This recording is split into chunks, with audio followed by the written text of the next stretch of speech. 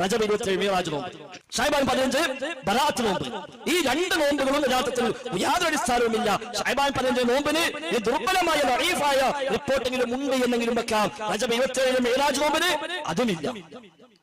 മിഅ്റാജ് നോമ്പ് എന്നൊരു പരാമർശം തന്നെ വ്യാജനിർമ്മിതമായ റിപ്പോർട്ടുകളിൽ പോലും കടന്നു വന്നതായി കാണാൻ കഴിഞ്ഞിട്ടില്ല. ആകെയുള്ളത് ഗസാലി ഇമാം യഹ്യാ ഇബ്നു മുദ്ദിനിൽ ഒരു റിപ്പോർട്ട് കാണാം. റജബ് 27 നോമ്പ് നോറ്റാൽ 60 മാസത്തെ നോമ്പിന്റെ കൂലി കിട്ടും എന്നൊരു കഥ ഗസാലിയുടെ യഹ്യാ ഇബ്നു മുദ്ദിനിലുണ്ട്. അതിൽ നിന്ന് കോപ്പി അടിച്ച് പിന്നെ പലരും കൈമാറി പോന്നിട്ടുണ്ട് എന്നല്ലാതെ അതിൽ പോലും ഗസാലി ഇത് എവിടെ നിന്ന് കിട്ടിയെന്നോ, ആര് ഉദ്ധരിച്ചുവെന്നോ, നബിയിൽ നിന്ന് ആര് കേട്ടുവെന്നോ, ഏത് സ്വഹാബിയിൽ നിന്ന് താബഈ കൈമാറി സ്വീകരിച്ചുവെന്നോ, ഏത് ഹദീസ് കിതാബിൽ സനദോട് കൂടി ഉദ്ധരിക്കപ്പെട്ടുവെന്നോ ഒന്നും പറഞ്ഞിട്ടില്ല. ആ റിപ്പോർട്ടിലും മിഅ്റാജ് നോമ്പ് എന്നൊന്നില്ലതാലും റജബ് 27 നോമ്പ് നോറ്റാൽ എന്നേ ഉള്ളൂ. അപ്പൊ അതുപോലെ അന്നല്ലേ മിഅ്റാജ്, അന്നാണ് മിഅ്റാജ് എന്ന് പണ്ഡിത ലോകത്ത് അഭിപ്രായ ഐക്യമില്ല. ഇമാം ബുഖാരിയുടെ സ്വഹീഹുൽ ബുഖാരിയിൽ ബാബുൽ മിഅ്റാജ് എന്ന അധ്യായമുണ്ട്. ബാബുൽ മിഅ്റാജ് അധ്യായം ഇമാം ബുഖാരി സ്വഹീഹുൽ ബുഖാരിയിൽ കൊടുക്കുന്നു. ആ ഹെഡിങ്ങിന് സ്വഹീഹുൽ ബുഖാരിയുടെ ലോകപ്രസിദ്ധ വ്യാഖ്യാതാവായ ഇബ്നു ഹജർ അൽ അസ്ഖലാനി റഹിമഹുല്ലാഹ് അദ്ദേഹത്തിന്റെ ഫത്ഹുൽ ബാരിയിൽ ഈ ഹെഡിങ്ങിന് വ്യാഖ്യാനം നൽകുമ്പോൾ അദ്ദേഹം പറയുന്നു, മിഅ്റാജ് എന്നാണ് സംഭവിച്ചത് എന്നതിൽ പണ്ട് ലോകത്ത് ധാരാളം അഭിപ്രായ വ്യത്യാസങ്ങളുണ്ട്. തസീദു അലാ അശറത്തി അഖ്വാൽ, 10 അഭിപ്രായമുണ്ട് എന്നാണ് മിഅ്റാജ്.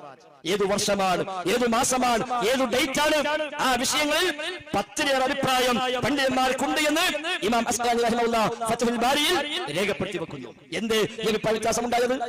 മിഅ്റാജ് യാത്ര കഴിഞ്ഞിട്ട് ഏതാണ്ട് 10 കൊല്ലം റസൂലുള്ളാഹി സ്വല്ലല്ലാഹു അലൈഹി വസല്ലം ജീവിച്ചുവല്ലോ. അടുത്ത വർഷങ്ങളിൽ ആ ഡേറ്റിന് ഒരു നോമ്പ് നോക്കുകയും നോമ്പ് നോക്കാൻ പഠിപ്പിക്കുകയും ചെയ്തിരുന്നുവെങ്കിൽ പിന്നെ തർക്കമുണ്ടാകോ? എന്നാ ഈ നോമ്പ്, എന്നാ മിഅ്റാജ്? ഒറ്റക്കൊല്ലം നബി തങ്ങൾ പറഞ്ഞാൽ പോലെ ഇതാ കഴിഞ്ഞ കൊല്ലം ഞാൻ മിഅ്റാജ് പോയ ദിവസമാണ് നാളെ, അതുകൊണ്ട് നാളെ ഞാൻ നോമ്പെടുക്കണം എന്ന് പറഞ്ഞാൽ പിന്നെ എന്നാ മിഅ്റാജ് പോയത് എന്ന് ഒരു തർക്കം തന്നെ ഉണ്ടാവുകയില്ല. എന്നാൽ 10 അഭിപ്രായമുണ്ട് എന്നാണ് മിഅ്റാജ് എന്ന വിഷയത്തിൽ.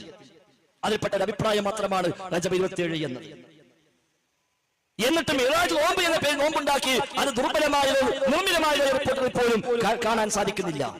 ഞങ്ങളുടെ നാട്ടിൽ ഒരു 17 വയസ്സുള്ള ഒരു ആചാര്യ ഒരു മുജാഹിദാണ് ഈ ഒറ്റ വിഷയത്തിൽ. അയാളെ മോൻ ആദ്യ വഹാബി, ഇയാൾ പള്ളി കമ്മിറ്റിയിൽ മെമ്പറൊക്കെയാണ്. റജബ് 27 ഇയാൾ നോമ്പ് നോറ്റു. അപ്പൊ നോമ്പ് നോറ്റിക്കുമ്പോ മോയ ചിലപ്പോ എന്താണ് അങ്ങനത്തെ നോമ്പ്? എടാ മിഅ്റാജ് നോമ്പാണ്, അപ്പൊ അങ്ങനത്തെ നോമ്പില്ല. നോമ്പില്ലാതെ നമ്മൾ എത്ര കാലം നോക്കുന്നു? അത് നിങ്ങൾ കുറെ കാലം നോക്കുന്നു, പക്ഷേ ഇസ്ലാമിൽ അങ്ങനെ നോമ്പില്ല, അത് തെളിവില്ല. ഞങ്ങൾ വേണേ പള്ളിയിൽ പോയി ചോദിച്ചു നോക്കിയാൽ. അപ്പൊ ഇയാൾ പള്ളി കമ്മിറ്റി മെമ്പറാണല്ലോ. ഇയാളെല്ലാം പിന്നെ അറിയണല്ലോ, നേരെ പള്ളിയിൽ പോയി ഉസ്താദിനെ കണ്ടു, എന്റെ മോൻ ഇങ്ങനെ പറയുന്നുണ്ട്, അതുകൊണ്ട് നിങ്ങളൊന്ന് എഴുത്തരി അവന് കൊടുക്കാനാണ്. ഉസ്താദ് ആ നോമ്പൊക്കെ രാജൻ എന്താ സംശയം നോമ്പുണ്ട്, ഞങ്ങളെ തെളിവെഴുത്ത് എന്റെ മോനെ കൊടുക്കട്ടെ.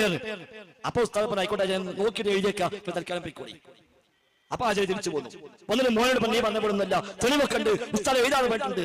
മോൻ ആയിക്കോട്ടെ ഉസ്താദ് എഴുതിട്ടെ, പക്ഷെ ഉസ്താദത്തിന് തെളിവ് കിട്ടൂലാന്ന് ഉറപ്പാണ്. അങ്ങനെ തെളിവ് കിട്ടൂല. അപ്പൊ വാപ്പാക്കും ഭാഷ എന്നാ പിന്നെ അത് വാങ്ങണല്ലോ എന്നാ. അങ്ങനെ ബാപ്പ ഉസ്താദിനെ പിന്നാലെ കൂടാൻ തുടങ്ങി. കാണുമ്പോഴൊക്കെ ചോദിക്കും എഴുതിയിട്ടില്ല നോക്കിയിട്ടില്ല മറുപടി. 2 ദിവസം 3 ദിവസം 4 ദിവസം കഴിയോട്ട് കിട്ടുന്നില്ല. അങ്ങനെ 4-5 ദിവസം കഴിഞ്ഞപ്പോൾ ഉസ്താദ് ആചാര്യ ഹദീസിനെ കാണുന്നില്ല, ഫിഖഹിന്റെ കിതാബിലൊക്കെ ഉണ്ട്. അപ്പൊ ആചാര്യ ഏത് കിതാബായാലും ഉള്ളിൽ തരി ഓൻ എടുക്കാറാക്കി കൊടുക്കാനാണ്. എന്നായിക്കോട്ടെ ഞാൻ നോക്കിയിട്ട് എഴുതിക്കാം. അതും 4 ദിവസം ഒപ്പം അതൊന്നും കിട്ടിയില്ല. പിന്നെ 4 ദിവസം കഴിഞ്ഞപ്പോൾ ഉസ്താദ് ആചാര്യ സംഗതി ഇപ്പൊ അങ്ങനെ നോക്കിയിട്ട് കിട്ടുന്നില്ല, എന്നാലും ഇപ്പൊ നോമ്പല്ലേ. അപ്പൊ ആചാര്യ കിട്ടൂല, ഇതാണ് പഠിപ്പില്, ഇതിന് എന്നെ കിട്ടൂല. മൂപ്പര് നേരെ വിട്ടു അടുത്ത വെള്ളിയാഴ്ച മുതൽ മുജാഹിദീങ്ങളെ പള്ളിക്ക് വന്നു. അപ്പൊ അത്രേ ഉള്ളൂ. ഒക്കെ ഒരു അന്വേഷണം അതിന് ആവശ്യമുള്ളൂ. ആൾക്ക് സംബന്ധിച്ച് എന്തായാലും ഇപ്പൊ നോമ്പല്ലേ, ഉണ്ടെങ്കിൽ കിട്ടിക്കോട്ടെ. അങ്ങനെ കമ്മട്ടത്തിന് ഇബാദത്തെടുക്കാനല്ല അല്ലാഹു റസൂലുള്ളാഹി പഠിപ്പിച്ചത്.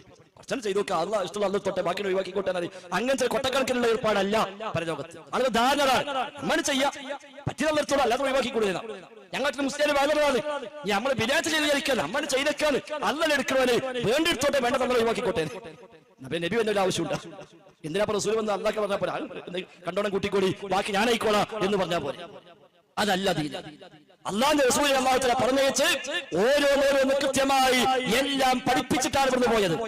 ജീവിതത്തിലെ ഓരോ രംഗത്തും എന്തൊക്കെ ചെയ്യണം, എന്താണ് ചെയ്യാൻ പാടില്ലാത്തത് എന്ന് കൃത്യമായി പഠിപ്പിച്ചിട്ടാണ് റസൂലുള്ളാഹി സ്വല്ലല്ലാഹു അലൈഹി വസല്ലം തങ്ങൾ ഈ ലോകത്തുനിന്ന് ദൗത്യം നിർവഹിച്ച് യാത്രയായത്. അതിൽ സ്ഥിരപ്പെട്ടതെന്തോ അത് മാത്രമാണ് മതം. അതിൽ ഇല്ലാത്ത ഒന്ന് മതമായി സ്വീകരിക്കാവുന്നതല്ല. അതാണ് ഇസ്ലാമിന്റെ അടിസ്ഥാന നയം തന്നെ.